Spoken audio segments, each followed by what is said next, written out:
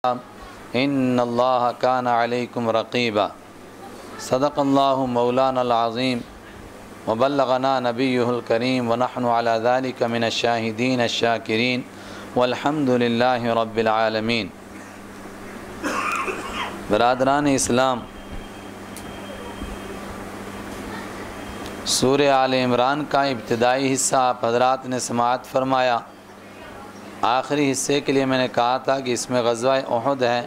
اور یہ انشاءاللہ ظہر کی مجلس میں سیرت کے بیان میں آئے گا۔ آج کی یہ مجلس چوتھے پارے کا آخری حصہ تھوڑا سا اور پانچویں پارے پر مشتمل ہے، جس میں سورہ نساء ہے، اور اس کے مضامین بہت اہم ہیں۔ اس میں کچھ حقوق العباد بتائے گئے ہیں، کچھ کرنے کے کام ہیں،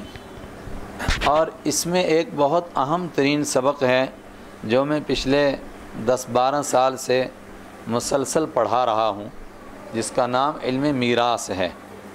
اس لیے میری خواہش تھی کہ آج زیادہ تعداد میں آپ حضرات تشریف رکھتے اور غور سے یہ سبق سنتے، اور اس میں ہمارا ایک امتحان بھی ہے کہ سن کر تو ہم سنی بن گئے اور سب ہم نے سن لیا، اب کرنے کا نمبر آیا ہے کہ ہم کرتے کیا ہیں۔ لیکن اس سے پہلے کہ میں سورہ نساء شروع کروں، سورہ آل عمران میں جو اللہ کے راستے میں خرچ کرنے کا بیان آیا تھا، اور اس میں سخت تنبیہ کی گئی تھی کہ اللہ کے ہاں مقبول وہی صدقہ ہے جو صرف اللہ کے لیے ہو،